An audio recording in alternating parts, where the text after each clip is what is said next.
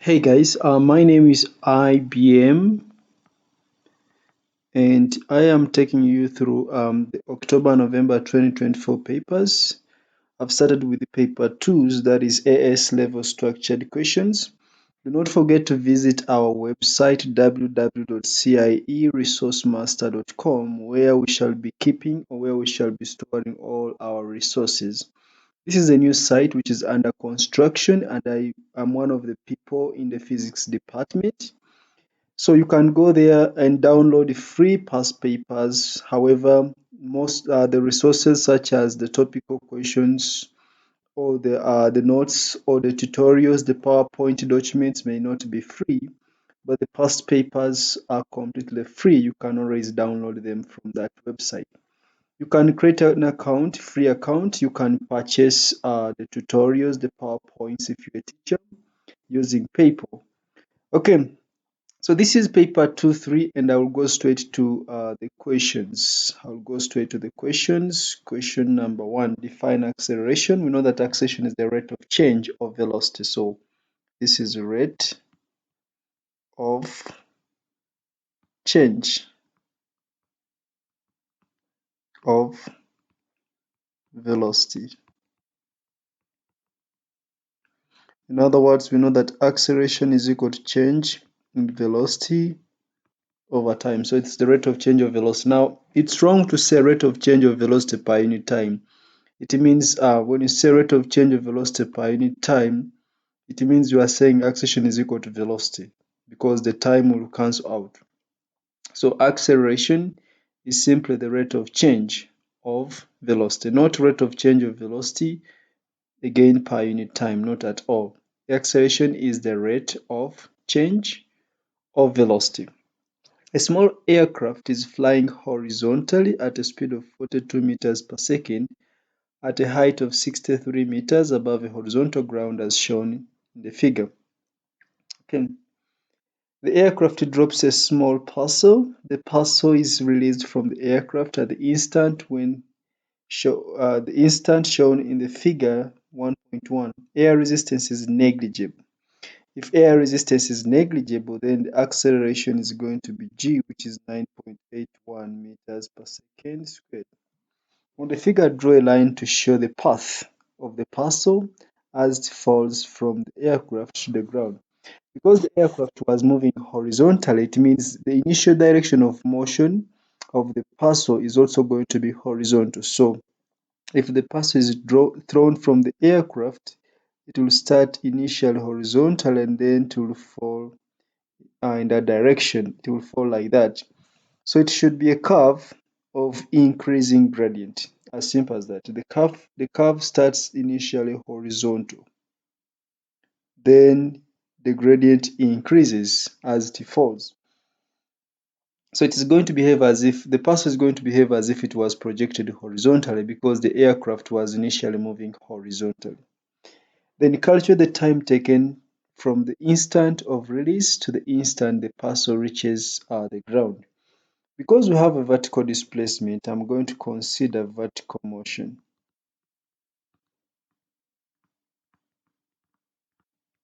And considering vertical motion, S equals to ut plus a half at squared.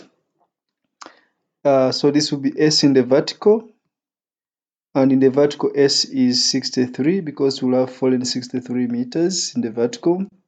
Initial velocity in the vertical, because it was initially moving horizontally, it means initial velocity in the vertical is equal to 0. So this part will be 0 plus a half times acceleration will be 9.81, then times t squared. So it means t is going to be 2 times 63 divided by 9.81 under the square root. So from my calculator, it is 2 times 63 divided by 9.81 under the square root, which is 3.58, or which is approximately 3.6 seconds. Then calculate the vertical component of the velocity of the parcel immediately before it reaches the ground. So before it reaches the ground, we want to find the vertical component. Of course, when it hits the ground, it has both horizontal and vertical speed. So I'll just on the ground, when it hits, there's a vertical component which I'll call Vy. Then it has a horizontal component which I'll call Vx. Then of course it is falling with the resultant that you can call V. But of course velocity in the horizontal remains the same because if there's no air resistance, there's no acceleration in the horizontal, so the speed in the horizontal remains the same. It remains 42 meters per second because there is no air resistance. The speed in the vertical goes on increasing because there is an acceleration in the vertical, which is acceleration due to gravity. Okay. So the question is calculate the vertical component of the vertical component of the velocity of the parcel immediately before it reaches the ground. So using v in the vertical squared equals to initial velocity in the vertical squared plus 2 times acceleration in the vertical times s in the vertical. I'm considering vertical motion. So the component of the velocity in the vertical is going to be equal to 0 squared because initially in the vertical it had no speed. Then plus 2 times 9.81 times 63. So it means the velocity in the vertical when it lands is going to be equal to the square root of 2 times 9.81 times 63. So from my calculator, 2 times 9.81 times 63 and the square root, that is 35. So the vertical component is 35 meters.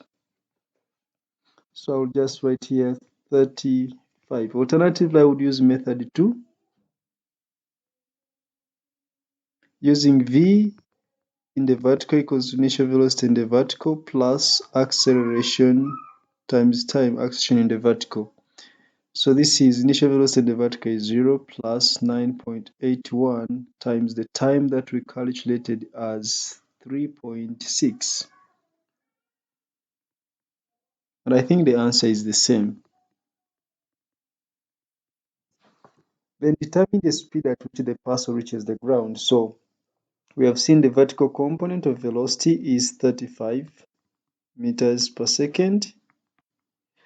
And of course, the speed in the horizontal does not change, remains the same, which was 42 meters per second.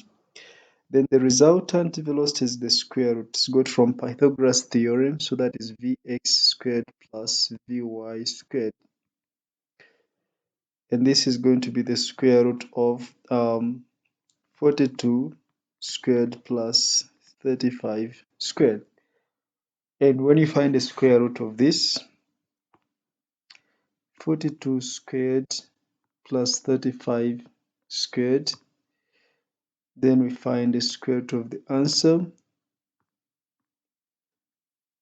that is 54.67, which is approximately 55. Okay.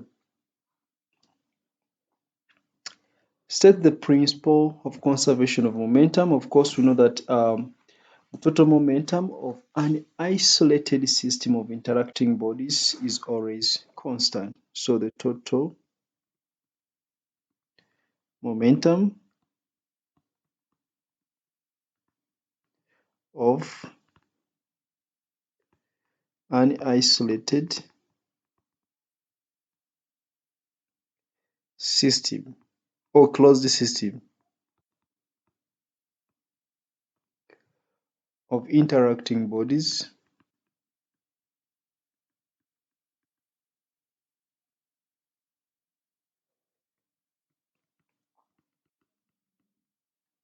is always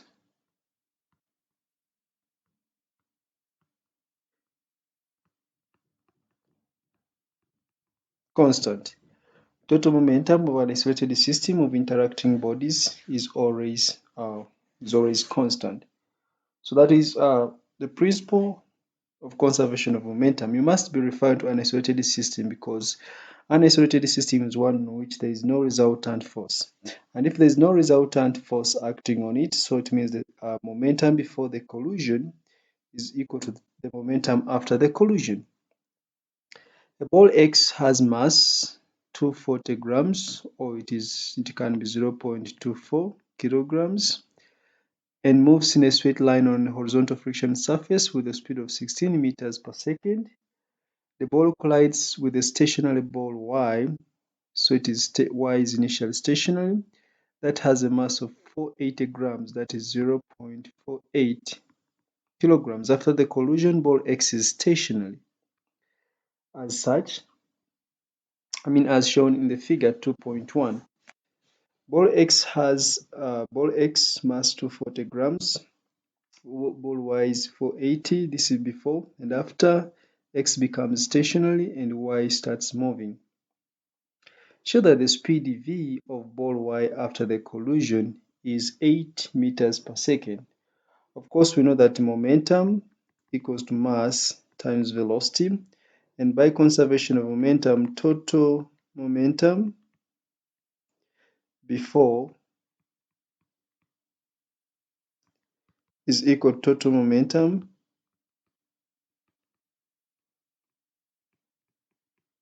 after. Total momentum before, I can just take 2, okay, I will say 0.24 kilograms, that is the mass, times the speed, which is 16, then plus. For Y, total momentum, the speed was 0, so I'll say 0.48 times 0, because it was at rest, should be equal to total momentum after collision. For X after collision is 0.24 times 0 plus. For Y after collision, it's going to be 0.48 times V. So this is 0, this is 0. So it means V is going to be equal to 0.24 times 16 divided by 0.48. 0.24 times 16 divided by 0.48.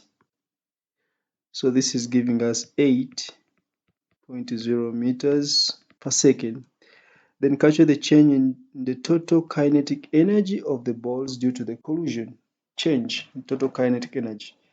Of course, we know that kinetic energy is equal to a half mv squared.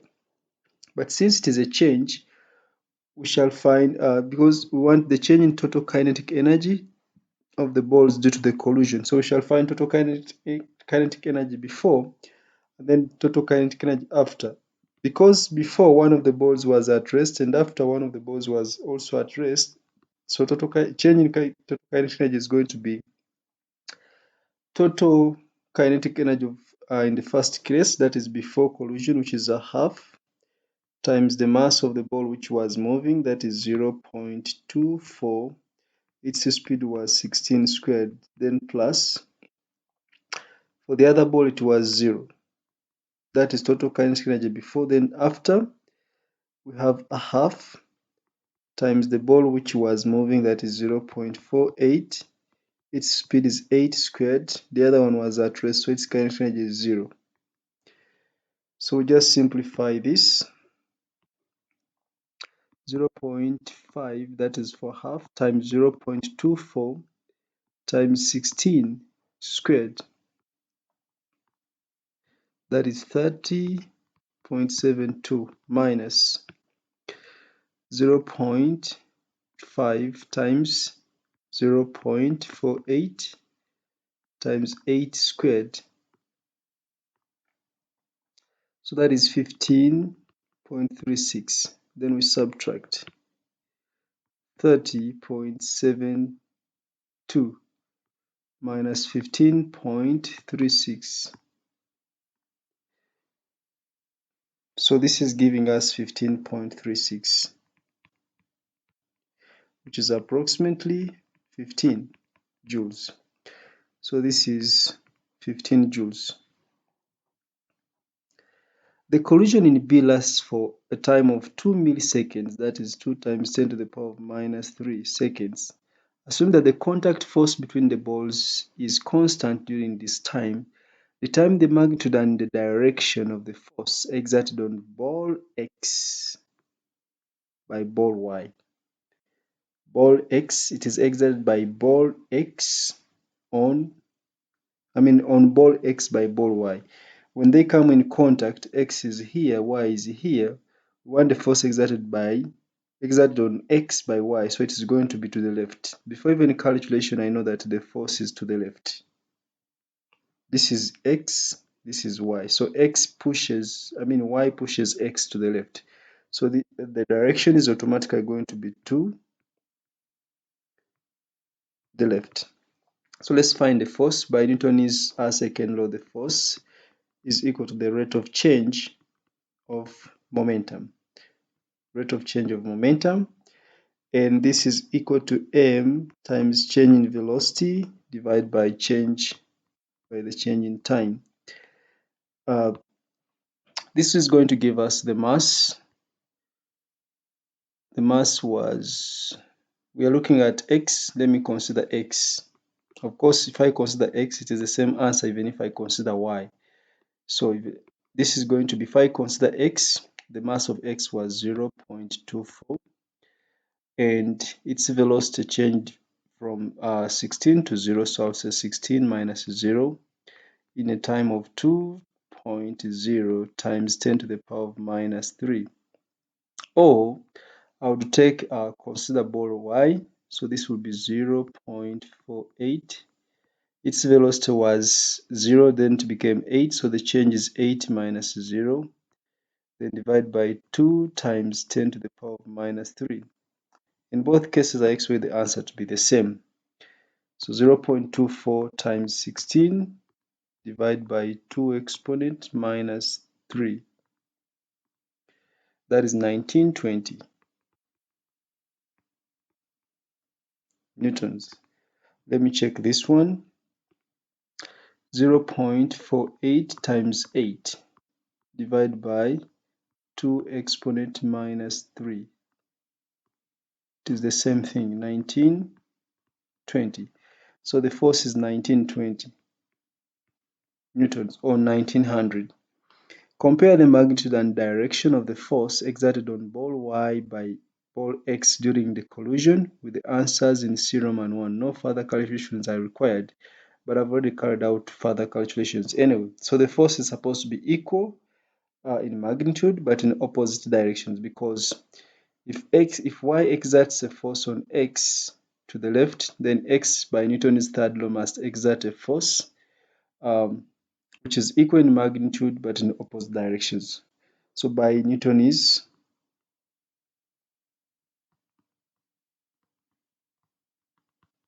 third law,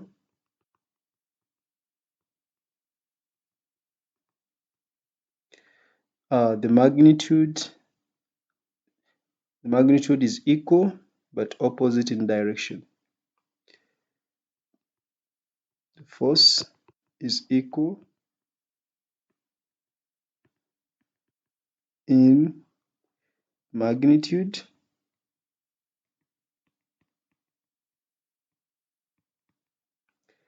but opposite in direction.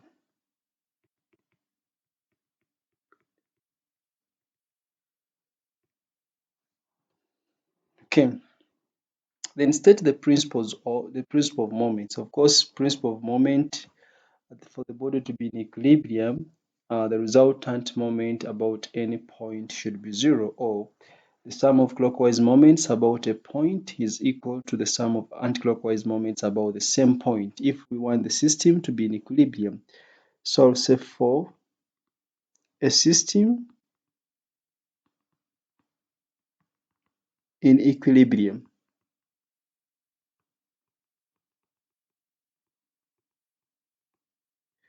the system in equilibrium, the sum of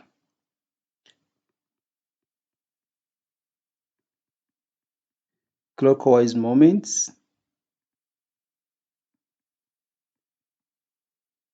about a point is equal to the sum of anti-clockwise moments.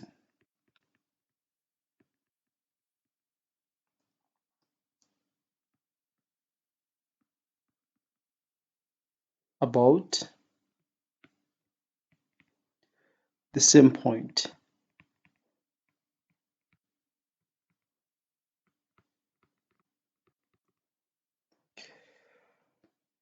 Okay, a rigid uniform beam rests on a pivot at its center as shown in the figure.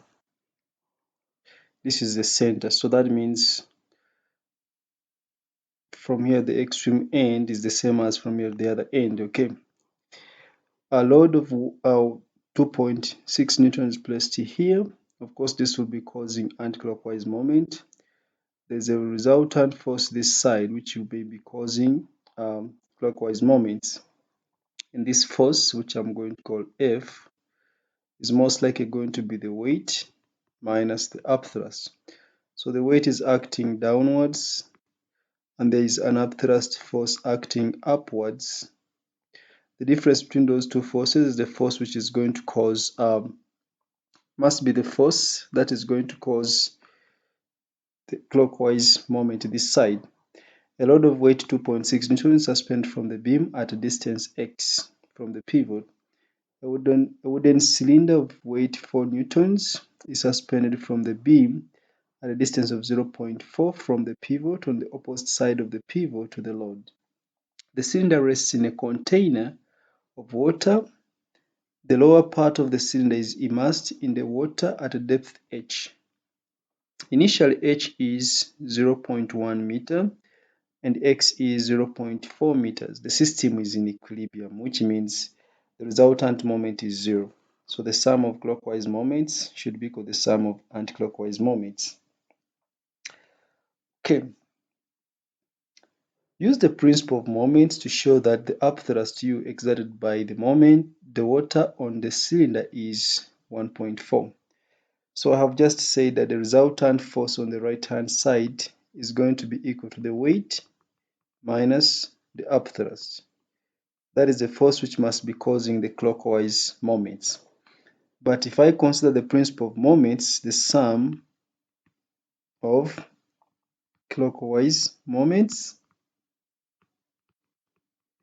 is equal to the sum of anti-clockwise moments. So for clockwise moments, we shall have the force F times the perpendicular distance of F, which is going to be 0.4. This is going to be 0.4. So F times 0.4, F times 0.40 should be equal to, the other side we have 2.6. The anticlockwise moment 2.6. They said X is initially 0.4, so times 0.4. Which means F is going to be 2.6 newtons. And if F is 2.6 newtons, then the upthrust is going to be equal to the weight minus F. The weight was given as 4.0 newtons minus F, which is 2.6 newtons. So the difference is going to be 1.4 newtons. Okay. The density of the water is 1.0 times 10 to the power of 3 kilograms per meters cubed. Calculate the area A of the circular cross-section of the cylinder. Of course, we know that upthrust is equal to the weight of the liquid displaced, which is equal to the mass of the liquid times G. Mass is density times volume, so density times volume times G, that is still upthrust. And of course, we know that the volume equals to cross-sectional area times height. So it means the upthrust will be equal to density cross-sectional area H times G. So we want to find A. So cross-sectional area is going to be upthrust divided by density times G times H. We shall substitute. The upthrust is 1.4 divided by the density is 0.10. No, this is H, I think. H1 is 0.10. Let me just substitute the way it appears here.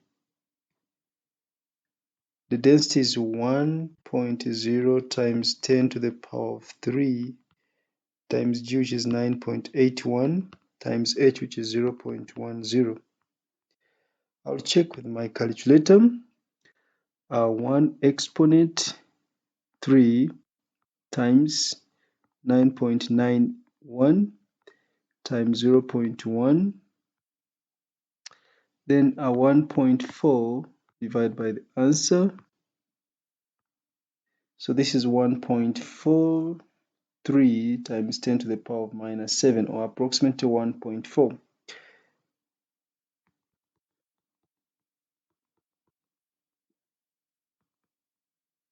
So I'll just take 1.4 times 10 to the power of minus 3. More water is gradually added to the container in B so that H in the figure gradually increases. The length X is continuously adjusted so that the system remains in equilibrium. So H is continuously adjusted so that the system remains in equilibrium. Sketch the variation of X with H. Use the space below for any working. So remember we saw that if we consider the moments, the anticlockwise moments were 2.6 times x, 2.6 times x. And the clockwise moment we had f times 0.4. So it means as x increases from 0.1, if x increases from 0.1, f is also going to be increasing. But they said x is decreased. So as x decreases, f is also going to be decreased. So if x equals to 0, then f is also going to be equal to 0 for balance to be achieved. And remember, but F was equal to W minus upthrust. In this case, if F is 0, it means this implies that upthrust is going to be equal to the weight. But remember, upthrust is equal to density times G times area times H, but is equal to the weight. So in this case, when F is 0, when X is 0, so if X equals to 0, it means H is going to be equal to the upthrust, which is the weight, that is 4.0, divided by density. The density is 1.0 times 10 to the power of 3, times G, which is 9.81, times the area, which we saw as 1.4 times 10 to the power of minus 3, then times, I made H the subject from this formula here. H is going to be upthrust divided by density, G times area. So I'll check this value here from my calculator.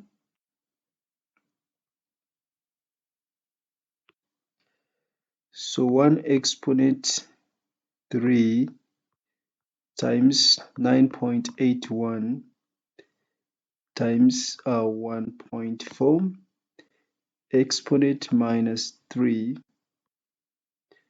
So I have 4.0 divided by the answer, which is 0.29. So H is going to be 0.29.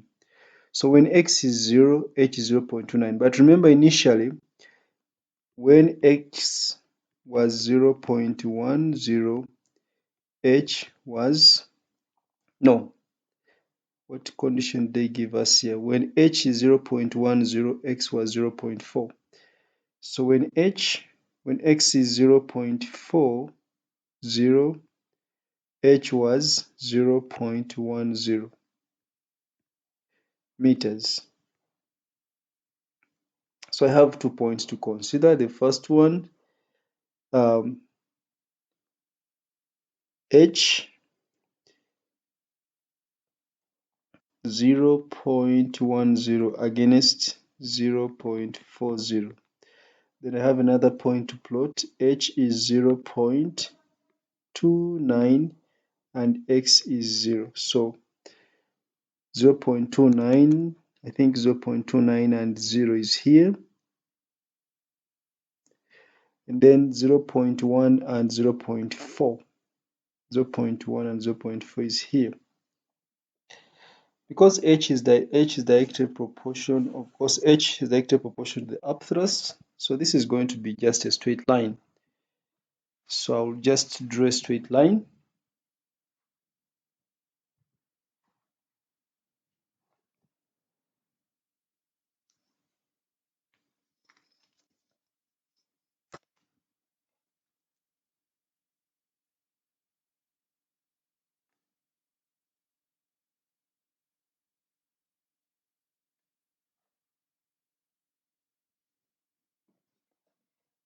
So I'm aiming at this point here, 0.29, and that point which is 0.1 and 0.4. So you can draw a better line up to 0.29 like that. Define stress. So of course, we know that stress is force per unit cross-sectional area. So I can simply say force divided by the cross-sectional area.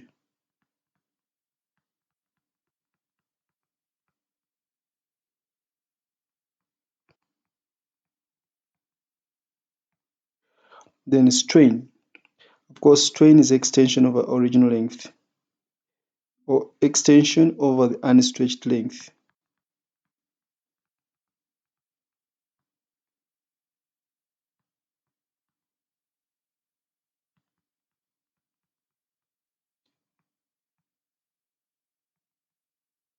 Or you can say extension over the original length. Two wires X and Y are with equal unstretched lengths, 0.84 meters, are suspended from fixed points that are the same horizontal level. The lower ends of the wires are attached to a beam of negligible mass. The beam is horizontal and in equilibrium. Wire X is made from a metal that has a Young modulus 1.9 times 10 to the power of 9 pascals. Wire Y is made from a different metal. A load of weight 18 newtons is suspended from the beam at a point that is equidistant from the two wires. This load causes both wires to extend by 0.47 millimeters. So both wires have the same extension. Determine the cross-sectional area of wire X. Okay, of course we know that Young modulus equals to the stress divided by the strain. Of course, the stress is force over area. The strain is extension of original length. So this becomes F times the original length divided by the area times the extension. I'll use small x for extension. Or let me use E for extension for simplicity. So making area the subject, it means the cross-sectional area is going to be equal to F L naught over the Young modulus times the extension. So when I substitute, what was F? Because a load of 18 newtons is suspended from the beam and they have the same extension, they are going to share this weight into two. So the load on wire X, that is F on X, is going to be 18 divided by 2, which is going to be 9 newtons. So the load is F is going to be 9 newtons times the original length, which was, I think it is 0.84 meters. So 0.84 meters. I divided the load because there were two wires. They share the load equally since they have the same extension. Then divide by the Young modulus of x was given as, I think, 1.9 times 10 to the power of 9. Then the extension of x, I think, was also given as, was it 0.47? Yes. The load causes both wires to extend by that. So the extension is 0.47. And I multiply this by 10 to the power of minus 3 to change it to meters. So I'll check the calculator. 9 times 0.84 divide by 1.9 exponent 9. Let me first divide that. I'm not good at using the calculator. Divide by 0.47 exponent minus 3. So this is giving us 8.47 times 10 to the power of minus 6.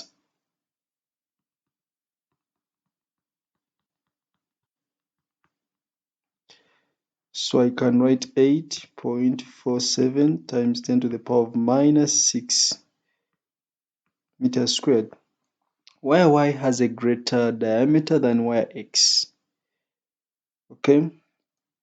Explain without calculation whether the Young modulus of the metal from wire Y is made from which wire Y is made is less than, the same as, or greater than 1.9 times 10 to the power of 9 pascals. So I'll just do this here, even though calculation is not necessary. I'm not going to use numbers after all. I'm just establishing the relationships. Young modulus is F, original length, over area times the extension. And we know that the area is equal to pi d squared over 4. So it means the Young modulus can be established as 4f L naught divided by pi d squared times E. So it means Young modulus is going to be inversely proportional to d squared because F is going to be the same, the original length was the same. Because the wires are in parallel, the extension is also going to be the same.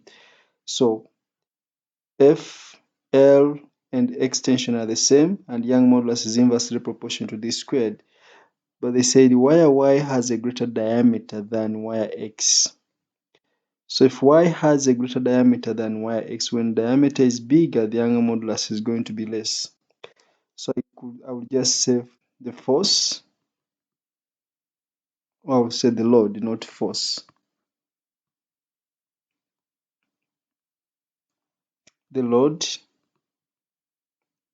original length,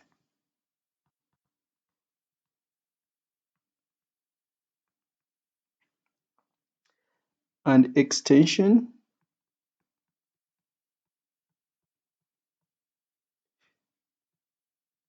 are all the same for both wires.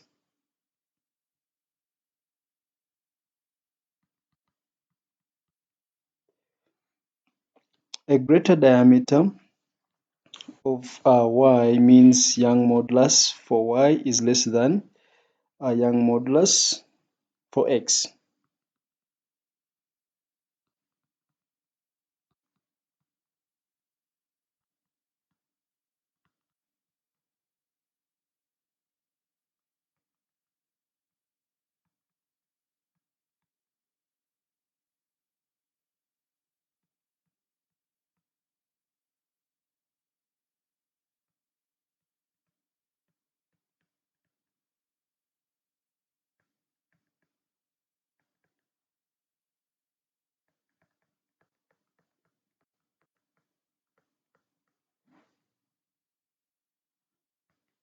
For X is 1.9, so I'll say it's less than 1.9. times 10 to the power of 9 pascals. Or you can say is less than, okay, they say the same as or greater than that, so it's less than that. Okay. A stationary wave is found on a string xy that has a length of 0.48 meters. The figure shows the string at one instant. Remember, it is a stationary wave. The speed of the wave on the string is 1,400 meters per second. On the figure, draw a cross at one position, that is a node, and another cross at one position, that is an antnode. Of course, I'll label all the antinodes, but of course, they only wanted one position. So we expect a node here. I'll just call this one N. We expect a node here. We expect a node here. We expect a node here. So you just label one of those and label them N. Then for antinodes, we expect an antinode here. We expect an antinode here. We expect an antinode there. You just label one of them. Okay. Then show that the wavelength of the wave produced is 0.34. Now you notice that this is a half plus a half plus a half. Those are three halves. So it means the distance xy is equal to 3 over 2 over a cycle, 3 over 2 wavelengths. And that distance is 0.48, which is equal to 3 over 2 of wavelength, which means the wavelength is going to be equal to 2 times 0.48 divided by 3. 2 times 0.48 divided by 3, that is 0.32. So this is 0.32 meters as required. Now they said explain your reasoning. If I do all this, I've already explained my reasoning. Instead of just writing the answer here, I said xy is equal to 3 over 2 of a cycle. Then calculate the frequency of the wave. So v equals to lambda times f. So f is going to be v, which is, I think it was 1400, divided by the wavelength, which is 0.32. So 1400 divided by 0.32, that is 4375. So that is approximately 4400.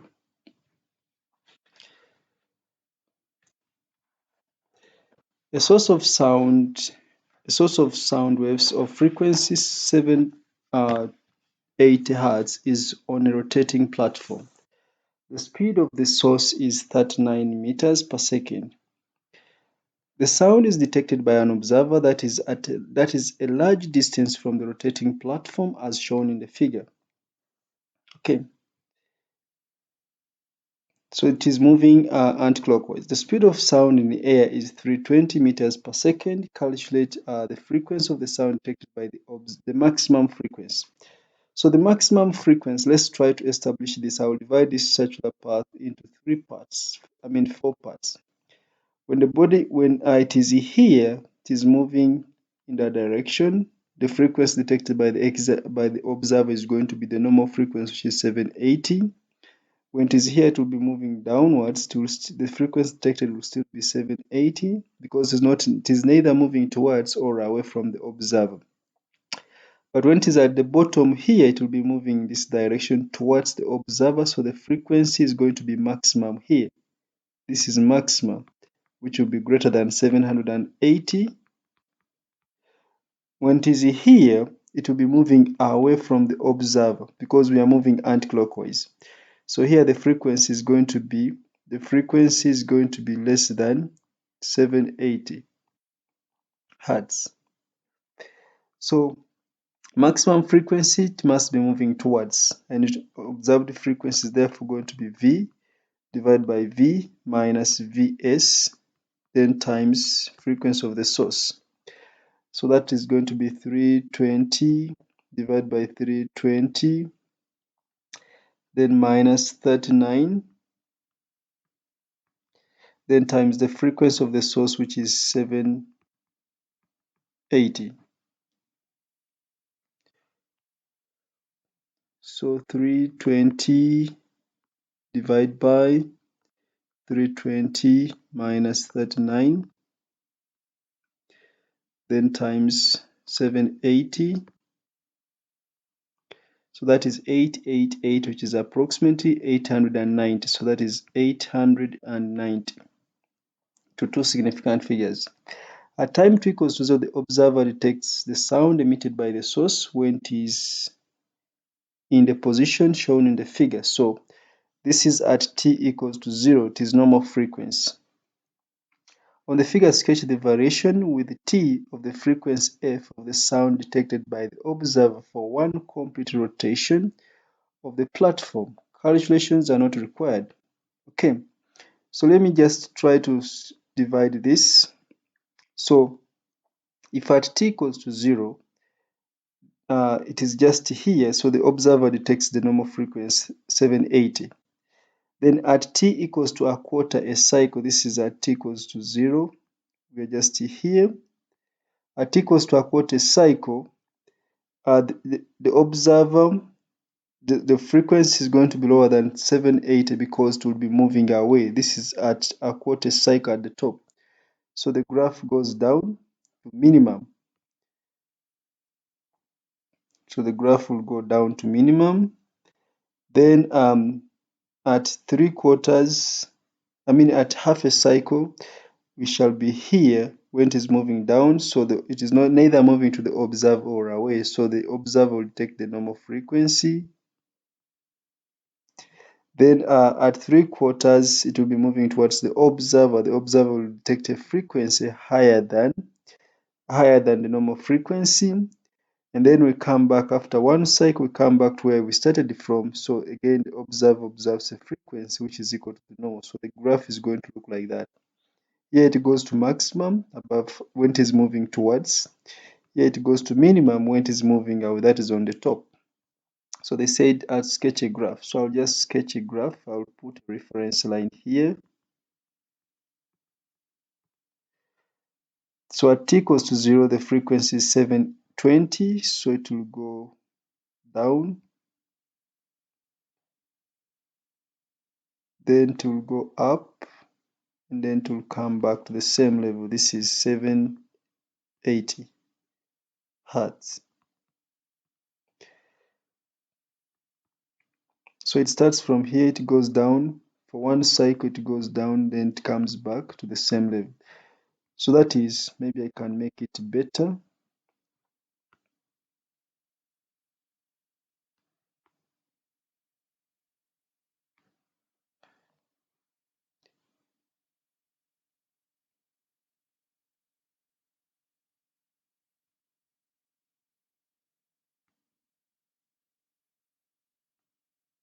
Something like that. I don't know whether this is the best I can draw.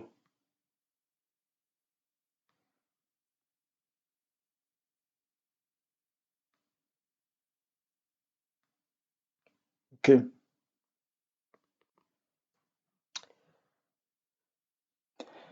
I think that is all. Define resistance. We know that R equals to V over I. So it is the PD, it is PD per unit current. So this is potential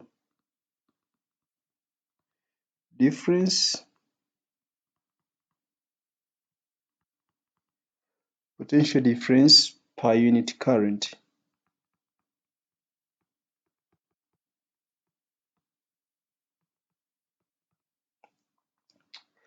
A cylindrical metal wire of length 2.4 meters and cross-sectional area 8.0 times 10 to the power of minus 6 meters squared has a resistance of 0.33 ohms. There is a current in the wire of 4.7 amperes. Determine the resistivity of the metal wire. Resistivity of the metal from which the wire is made. So we know that resistance is equal to rho L over area. So resistivity is going to be R times A divided by the length. So this is going to be equal to 0.33 times 8.0 times 10 to the power of minus 6 divided by 2.4. So I can try to press my calculator. 0.33 times 8 exponent minus 6 divided by 2.4. So this gives us 1.1 times 10 to the power of minus 6. Calculate the charge that passes through the wire in a time of 5 minutes. So we want charge. Of course, we know that Q equals to I times T. The current is 4.7. The time is 5 times 5 minutes is times 60. 4.7 times 5 times 60. 1410.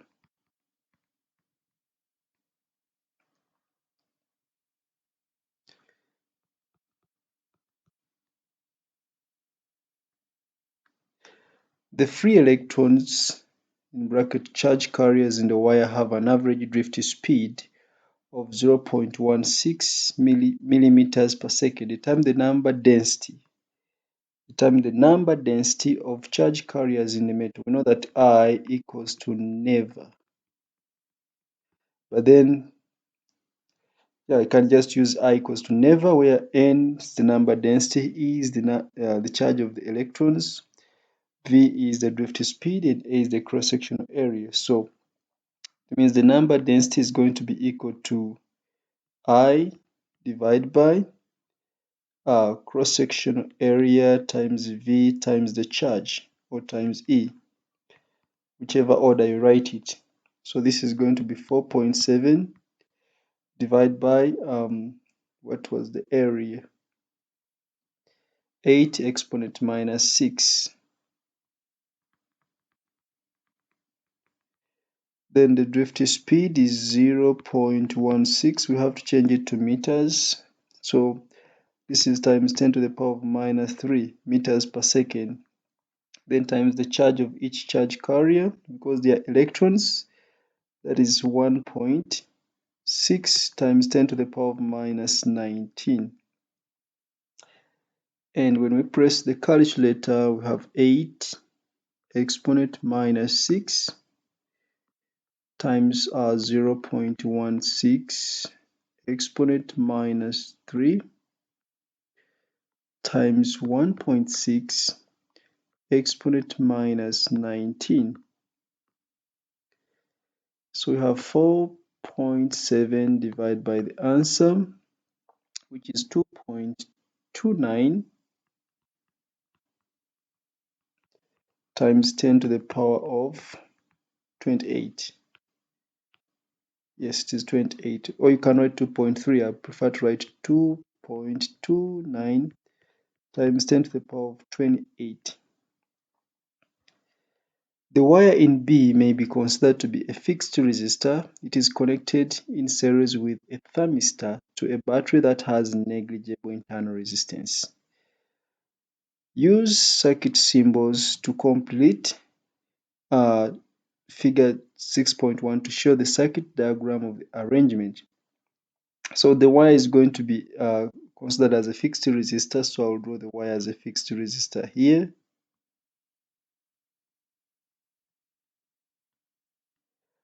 It is connected in a series with a thermistor, so I'll put a thermistor somewhere here.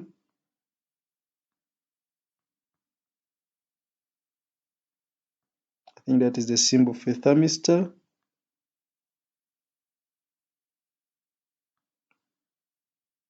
Yeah. Then I join this to the wire because they're in series. I just complete the circuit. There is no switch. Use the circuit symbols to show the circuit diagram of this arrangement. Explain without calculation how power dissipated in the wire changes as the temperature of the thermistor is increased. So When the temperature increases, the resistance of the thermistor decreases, which means total resistance decreases. If total resistance decreases, total current in the circuit increases. That means the power, because power is I squared times R, because total current has increased and R is the resistance of the wire, then the power dissipated in the wire increases. So I'll just put that in writing. As temperature increases,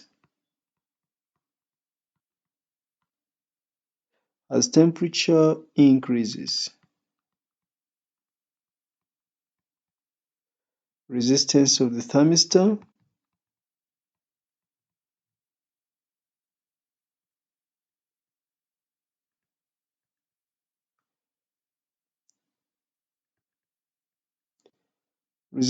thermistor decreases.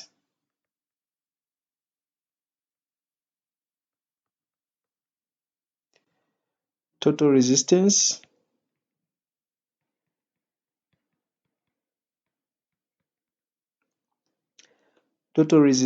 decreases.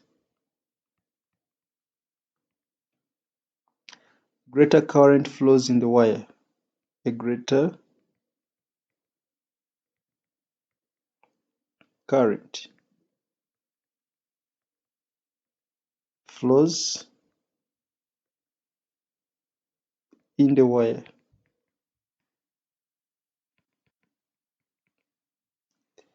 A greater current flows in the wire, so the power dissipated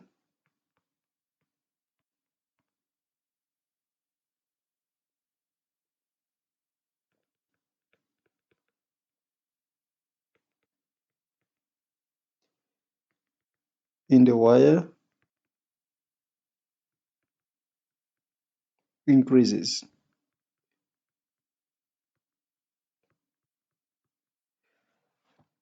Okay, and then lastly, complete the table to show the charges in terms of elementary charge E on each of the flavors of quark and antiquark shown. Of course, we know an antiquark, an up quark has a charge of plus 2 over 3e. Its corresponding antiquark has minus 2 over 3e. Down quark has a charge of negative 1 over 3e. Its corresponding anti-down has positive 1 over 3e. Then strange has negative 1 over 3e. Then anti-strange has positive 1 over 3e. I think this was an easier paper. 2, 3 was the easiest, I think.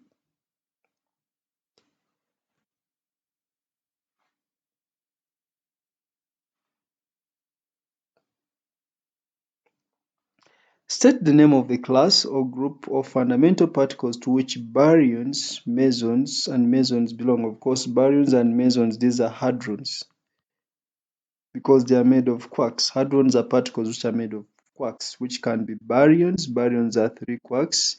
Mesons, quark plus antiquark. So these are hadrons. Compare baryons and mesons in terms of their constituent particles. So baryons composed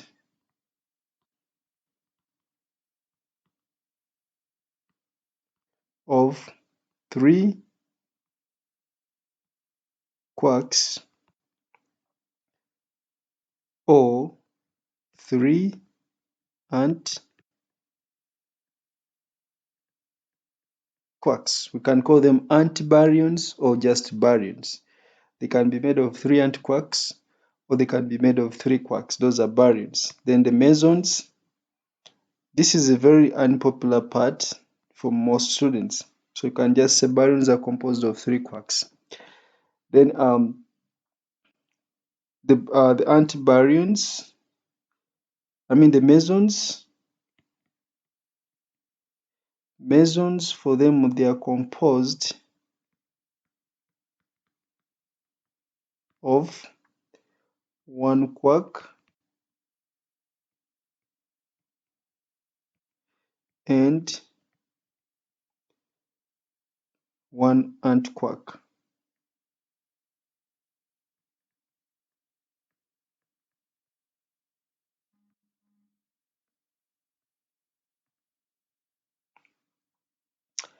And lastly, describe beta plus decay in terms of the fundamental particles involved.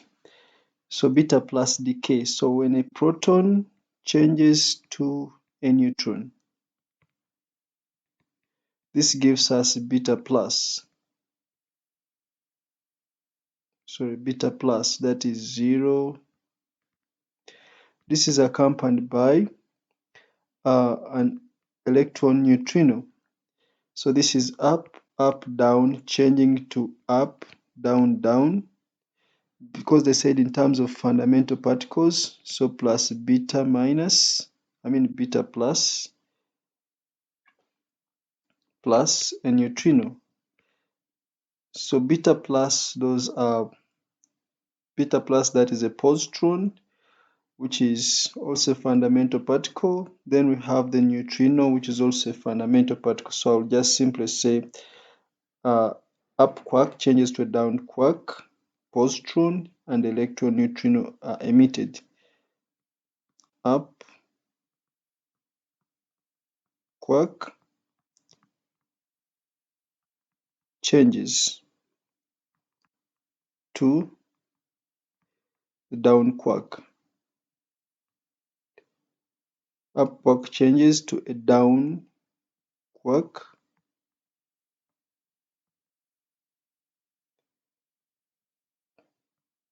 A positron,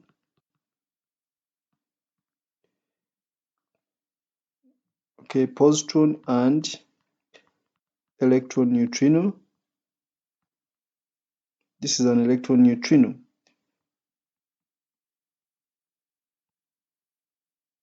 Electron neutrino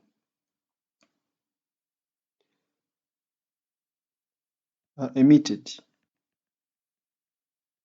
So that is for beta plus. For beta minus, a down quark changes into an up quark, then an electron, a normal electron, and the electron antineutrino are emitted. So for beta plus, it is a positron, which is beta positive, and an electron neutrino, which accompanies a beta positive, or which accompanies a positron. That is the decay, the beta plus decay. I think that is the end of this paper. Do not forget to visit our website. You can always raise your questions. These questions have also been are also going to be uploaded on the website with their answers the way it appears here. I'm just going to save it and upload it on the website. For those who don't want to watch videos, they can always find them there. Until next time, bye bye.